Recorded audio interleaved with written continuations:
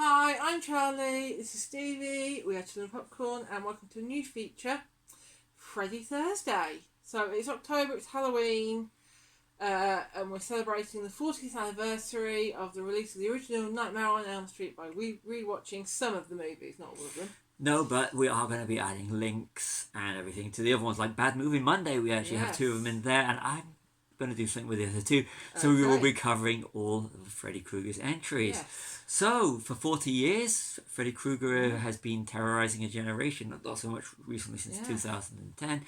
He did to dreams what Norman Bates did to showers, and Bruce the Shark did for water. On a budget of $1,800,000, A Nightmare on Elm Street generated just under $26 million at the world box office. Compare this to Jason Voorhees' fourth entry, Friday the 13th, The Final Chapter, which was released the same year, which generated $32 million on a $2,600,000 budget. Jason won the box office this year.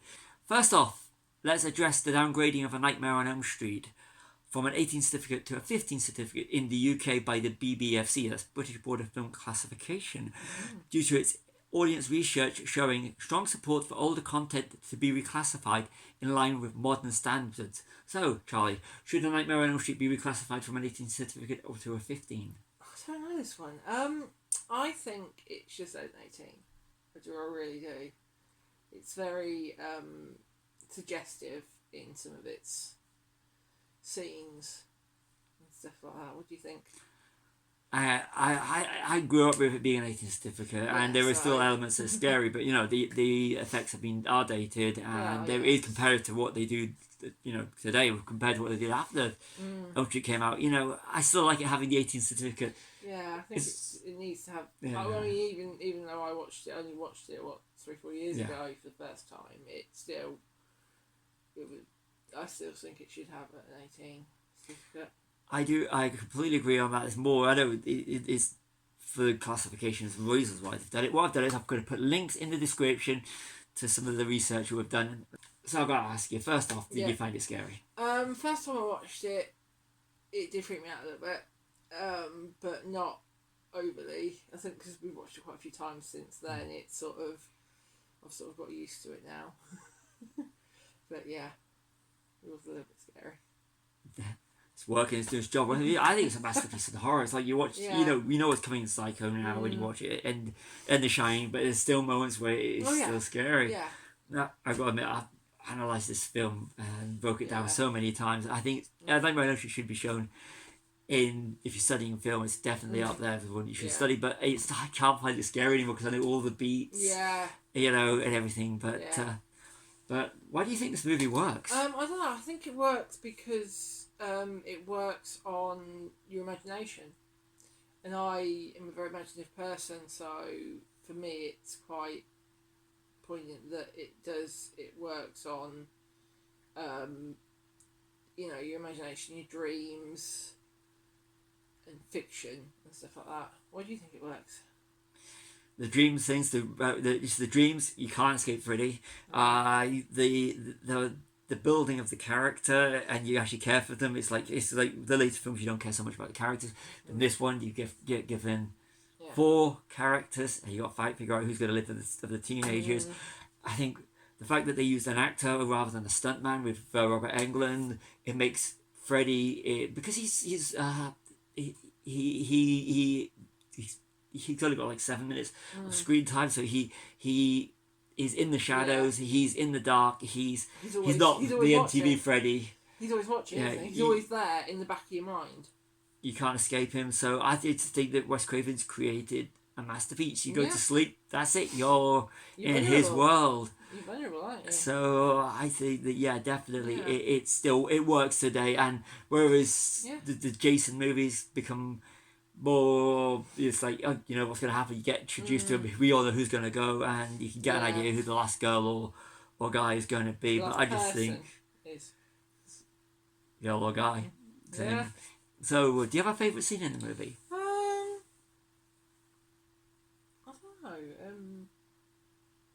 One that springs to mind is the scene where Nancy's at school and she freaks out in the classroom, and Tina in a body bag. That's sort of like one that sort of like springs to mind. But yeah, I think that's about it. Really. It's not, I wouldn't say it's a favourite scene. It's just a scene that I remember. What about you? I love the opening. I think if you compare it to say the because I 2010's A Nightmare on Elm Street remake, reboot, whatever you want to call it, took me straight out of the movie as soon as it started because you knew they were in the dream world. But the way they do it and the little subtle things, like if you notice there's a sheep in the background, emphasising the whole dream thing, but you never know exactly if you're at the points where you don't know where Alice is. Sorry, not Alice. That's Nightmare on Elm Street 4 and 5. Yeah, You don't know whether Nancy's dreaming or Tina or whoever it is. Yeah, Dreaming. so it's Tina. Yeah, It's Tina at the start. Yeah. You don't know, you don't know if she's dreaming or what's going on, and where they go in and out of it with the colour palette that they use. I just think I love the opening with Tina though. Definitely the opening with Tina. Yeah, because you're led into a full sense of security. You think that she's going to be the survivor. Yeah, same thing that Hitchcock did with Psycho. Yeah, you think she's going to survive, and Marion Crane. She doesn't. No, and I think that's brilliant. Yeah. And it's one thing that Wes Craven is an underrated in terms of filmmaking. So let's just look at some little bullet points that I made along the way. So the whole thing about the sweater, how it's the color combination. This is Wes Craven did his research. He chose the color combination because of science.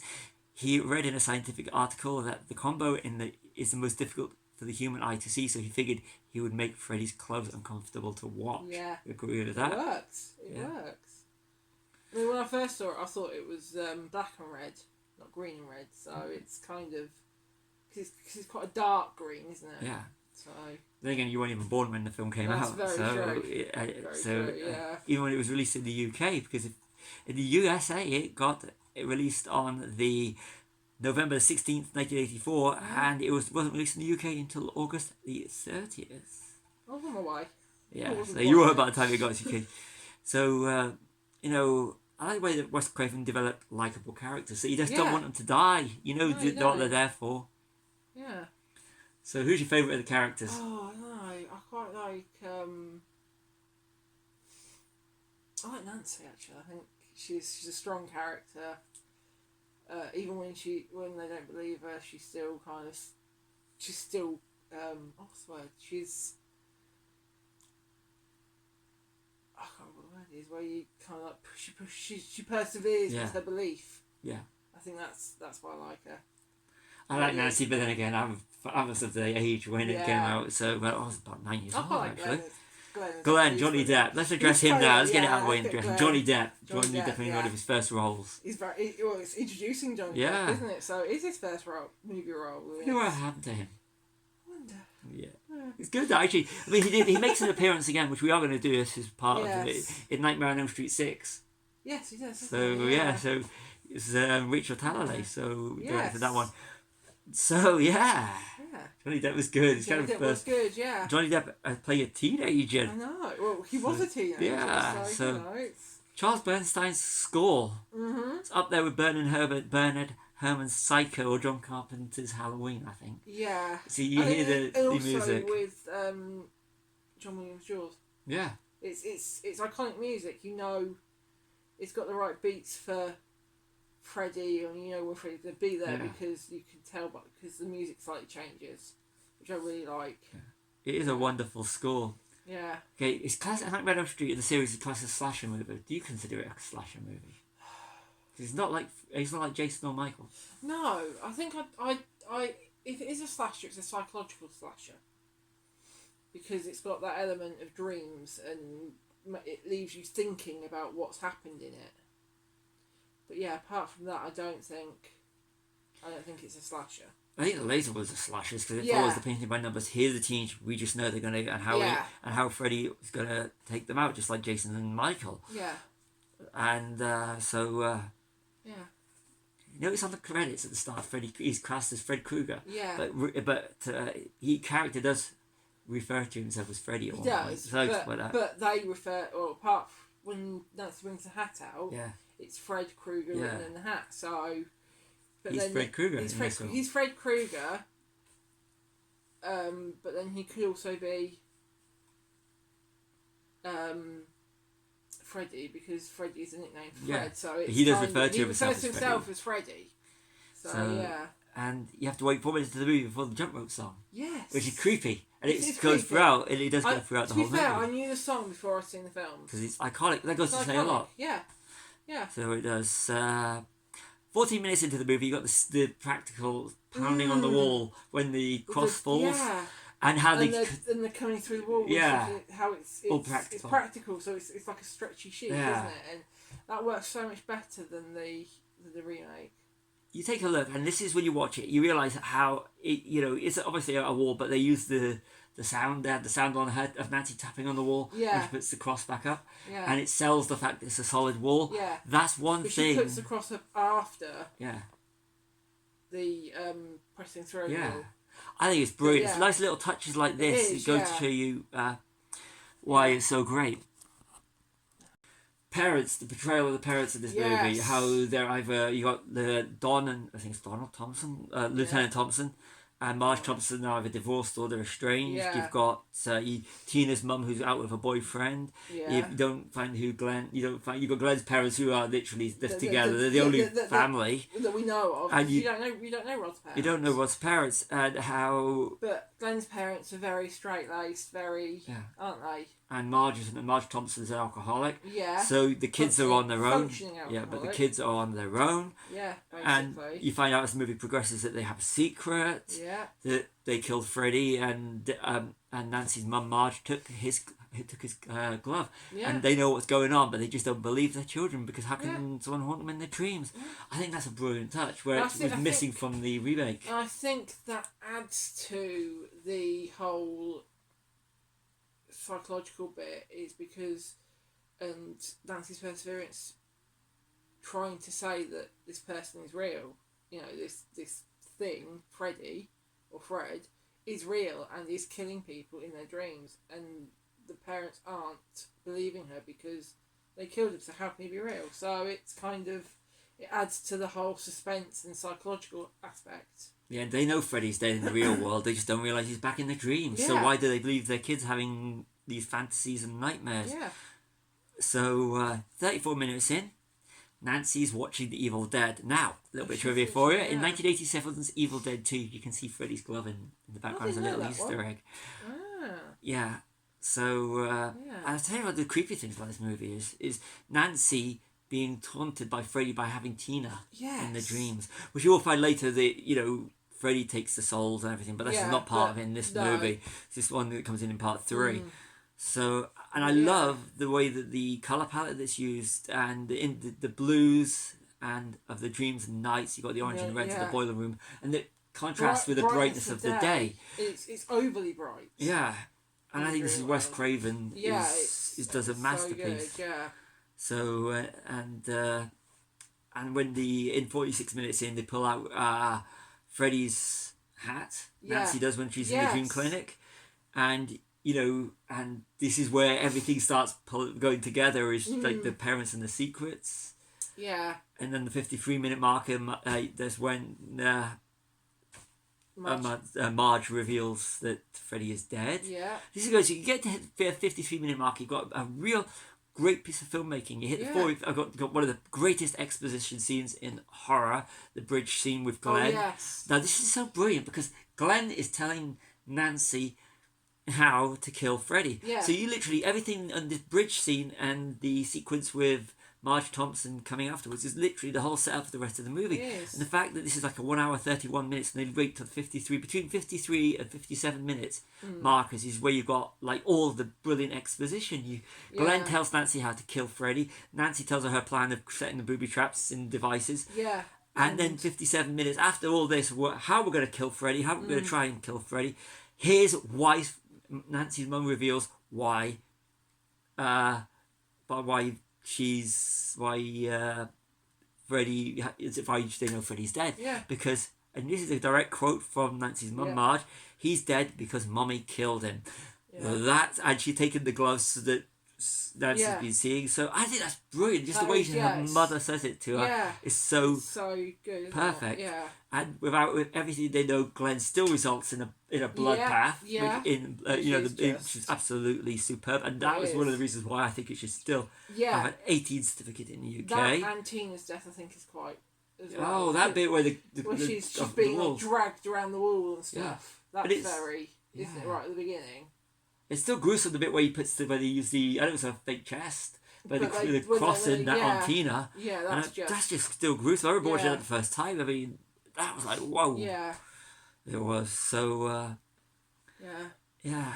And this is, this film ramps itself up in the 15 minutes, on the 1 hour, 15-minute mark, where you Yeah. got where Nancy brings Freddy into the real world. Yeah. But before that, you've got, where he's so taunting, now Freddy is so taunting Nancy by having Glenn's headphones and Yeah. Tina's cross in his boiler room. Yeah. So, like, they're with me now. Nothing of Rod's though. I Oh. noticed. But then he didn't really have anything, did he? The knife, that would be it. Oh, the knife, You yeah. need something that you can call back to as an audience. Yeah. And I just thought Yeah. that was just, whoa, just, Yeah. it It's goes like, to show you how sadistic he is Oh, yeah. as a character. yeah, definitely. And I just love it how, you hit you got 10 minutes before the end, and Nancy turns the tables on Freddy in the Yeah. real world, how Freddy's now He's- chasing Nancy, but he's the one that's having to escape from her and all her Yeah. traps and everything. Yeah. It's brilliant, it is. Yeah. And setting Freddy on fire just like her parents Yes. did, and the parents of the Elm Street and Yeah. Springwood did. So she's basically after taking him out from the tree, he gets set on fire again Yeah. to try and kill him. Yeah. I just think it's brilliant. And then she resorts to turning her back on him. Yeah, Because nothing else is working, so she turns her back on him. takes away the power. Removes all the power and all the emotions that she's spent on him, and he just disappears whilst lunging at her, which I think was quite cool. It's a perfect ending. It's not like It is, not yeah. gruesome. It's just what Glenn It's just- says. Yeah, and it works because it's not. It's not. No one kills in those final. No one. He doesn't kill in those final minutes because he could do. In a remake, in some other way, he could have killed Nancy, but he doesn't. He just disappears. So yeah. So yeah, it's good because it's what Yeah. Glenn predicted. How I Yeah. do it didn't work for Glenn, but it worked for Nancy, and I just think that's brilliant. It's just that's spot on. So what did you think of the ending? The ending was interesting. It was very hard to tell whether it was real or whether Nancy was still dreaming. I know there are other endings as well with various different sort of like degrees of similar but not quite the same. So I mean it's ended and it could potentially carry on. This is supposed to be a one and done for Wes Yeah. Craven, so that's why he had to tack on the ending for the studios. Yeah. But I thought I like the whole thing at the end where it is, because if you look at the smoke and the fog, it's like got that smoke. Yeah. Fog, isn't She's it? Yeah. and Nancy's in her dream. We've got everybody back. Her Yeah. mum's back. All her friends are back, and they just Yeah. go off. But There's no bars at the Yeah. windows or anything. It's just but there's still the hint of Freddy there when the Yeah. studio ending, which you need to. Yeah, It was their big movie. yeah, It was going to be, and you need to keep it open for the Yeah. sequels. you do. And So the jump rope girls are always, yeah, that's throughout brilliant. the entire series they're quite creepy. Yeah. So Then you go into Yeah. the rock song at the end. yeah, So, just for how is Robert Englund though? We've got to address Oh. Robert Englund's he performance. was amazing. Yeah. Yeah, Even as the character progressed, I know there was scenes in Nightmare 2 where the studio thought they could just replace him with a stuntman Yeah, like they did with but- Jason but and they- Michael. yeah. It just doesn't work. It's only one Freddy Krueger, there is, and that's indeed. Robert Englund. That is, yeah. Is at least in this series. But he's not the typical kind of build of No. a monster, is he? No. I mean, he was Willie in V. That's what he's really most famous for Yeah. before Nightmare on Elm Street. Yeah, So, but he's superb. He's medicine, but he's such a nice guy. If you Yeah. watch that documentary on Amazon Prime, yes, that's so he's superb. He is. Yeah. He's lovely, and you watch because we did a lot of research before we even watched this one. yeah. And I have met him. I met him in '92, You did, didn't you? and yeah. he is. I can literally say he is a lovely guy. Yeah. Because I was a big fan of these movies. Mm. And I've got a bit. I've only started getting into horror recently again, and Yeah. Nightmare on Elm Street has to. Yeah. It is, but I have seen all of them since Nightmare 4 at the cinema. Yeah. So this is just I find fascinating. 1 hour 31-minute movie 4 deaths. And you got Tina at the 17-minute Yeah. marker. Then you got to wait till the 45-minute marker for Rod, an hour and 8 minutes for Glenn, and then Marge at the 1 hour 24. Yeah. For her movie, that Wes Craven's really paced it well. Yeah. He has. So he builds up the tension. They're not like boom, boom, boom, one after the other, but they're not too far apart that you kind of wanting someone to die. Yeah, they're like Are they? two and about 16 minutes towards the end, Glenn and Marge.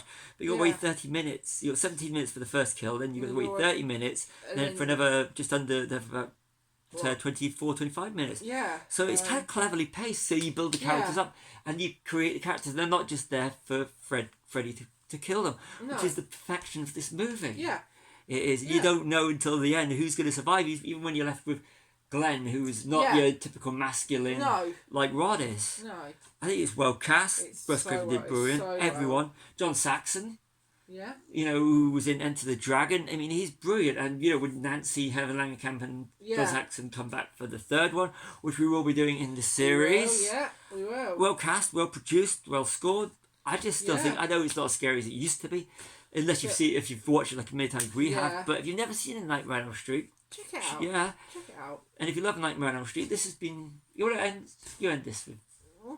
No, you're still in flow, so you carry on. So Bad Movie Mondays usually ends it. Yeah. So check out Bad Movie Monday on this channel. Yes, Like and subscribe. But I'd like to be, this is one of these movies. Nightmare on Elm Street for me is a movie I can go back and write about, and I've written a few articles on in the Geek Room essays. Link in the description. Well, check out some of my essays that I've done in the Geek Room essays on WordPress. Yeah. I will put a link to, and but Nightmare on Elm Street, classic, not scary, but as someone who loves studying film, this is a kind of movie that I love.